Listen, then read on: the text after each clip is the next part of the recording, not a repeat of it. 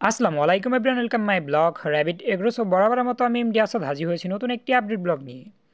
অনেক দিন পর আজকে হচ্ছে আমাদের হাঁসের বাচ্চাগুলোকে গোসল করানো হয়েছে। মূলত তেমন একটা হচ্ছে গোসল করানোর সময় পাই না বা ওদের গোসল করাই না, যেহেতু ওদের আমরা হচ্ছে সবসময় পরিষ্কার পরিচ্ছন্ন রাখার চেষ্টা করি, তেমন একটা গোসল করানোর প্রয়োজন হয় না। আর এখানে আমাদের এই ব্যাচটাতে হচ্ছে অধিকাংশ বাচ্চার মাথায় হচ্ছে ঝুঁটি আছে, মানে আমেরিকান কেস্টের ডাকের অংশটাই হচ্ছে বেশি, মানে ক্রসবিট বলা যেতে পারে।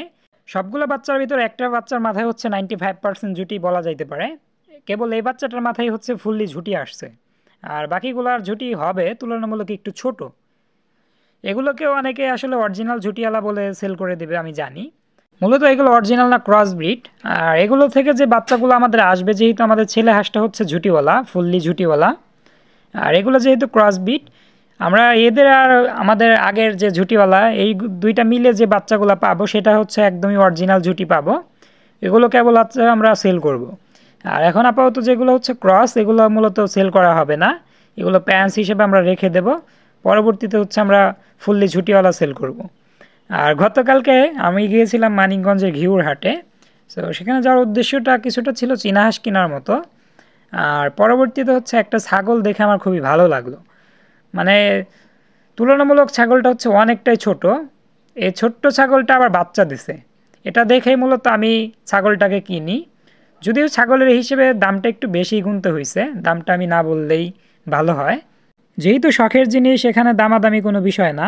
মূলত আমি যেটা, আমার চোখে যেটা ভালো লাগে আমি সেটাই করি বা সেটাই আমি নিয়ে আসি আমাদের র্যাবিট এগ্রোতে। নিয়ে আসার মূল উদ্দেশ্যটাই হচ্ছে খরগোশের মতো ছাগল আবার দিছে বাচ্চা, মানে একটা বাচ্চা আছে, এটা হচ্ছে মেয়ে বাচ্চা। আমরা মূলত এগুলোকে নর্মালভাবে লালন পালন করতে পারবো, এটা যেহেতু একদমই হচ্ছে দেশি ব্রিড। চাইলে ছোট্ট একটা খাঁচা তৈরি করে খরগোশের মতো কিন্তু আমরা খাঁচায় লালন পালন করতে পারবো, একদমই ছোট যেহেতু। আর মাসাল্লাহ আমাদের খরগোশগুলো কিন্তু এখন সুস্থ সবল আছে। অবশেষে যে বাচ্চাটা ছিল, বাচ্চাটাও মারা গেছে। আর এখন আমাদের এখানে 3টা খরগোশ আছে, 3টার ভিতর হচ্ছে 2টা মেয়ে এবং একটা ছেলে। ওদেরকে আমরা একটা নেস্ট বক্স তৈরি করে দেবো, যেটাতে মূলত ওরা নিজেদের মতোই বাসা তৈরি করে বাচ্চা দিতে পারে যেন, বা নেস্ট তৈরি করে বাচ্চা দিতে পারে। তেমন একটা হচ্ছে খরগোশ লালন পালন ঝামেলা নেই।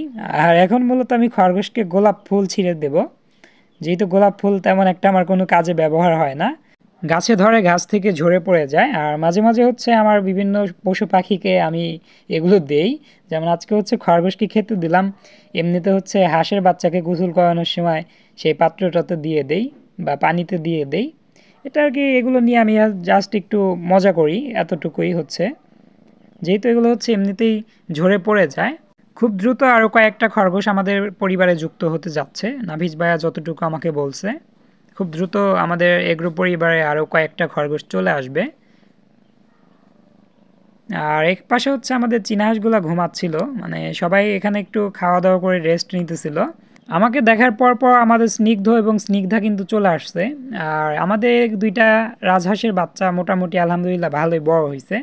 ওদেরকে আমাদের র্যাবিট পরিবারে আমরা যুক্ত করি মাত্র 3 দিন বয়সে। এখন ওদের বয়স প্রায় 20 থেকে 25 দিনের মতো হয়ে গেছে। আর এদিকে বল্টু প্রচুর পরিমাণ ডিস্টার্ব করতে লাগছিল, মানে বল্টু হইতেছে প্রত্যেকটা কাজে ডিস্টার্ব করে। যেহেতু ও অলওয়েজ থাকে আমার সঙ্গে, আর ছোট বাচ্চাদের মতো হচ্ছে ওর দুষ্টুমি শুরু হয়ে যায়। বল্টুর কাজই হচ্ছে এরকম, মানে কোনো কিছু করতে দেখলে দেখা যাবে আমার আগে ও চলে যাবে। যদি আমি র্যাবিট ঘরে ঢুকতে যাই, আমার চাইতে আগে হচ্ছে ও ঢুকে যায়, এবং বিছানায় গিয়েও হচ্ছে এরকম সেম ও ডিস্টার্ব শুরু করে দেয়। কোয়েল পাখি বাচ্চা দেখলে ও হচ্ছে ওগুলোরে নিয়ে খেলা করতে শুরু করে। আর আমাদের হাঁসের বাচ্চাগুলো হচ্ছে সবচাইতে যেটা বেশি পছন্দ করে সেটা হচ্ছে ঘাস, মানে ঘাস হচ্ছে ওদের ফেভারিট খাবার যতটুকু আমার মনে হইতেছে। আমাদের র্যাবিট এগ্রো পরিবারের নিয়মিত ব্লগ বা ভিডিও দেখার জন্য অবশ্যই চ্যানেলটিকে সাবস্ক্রাইব করে দিতে হবে। আজকে এ পর্যন্তই।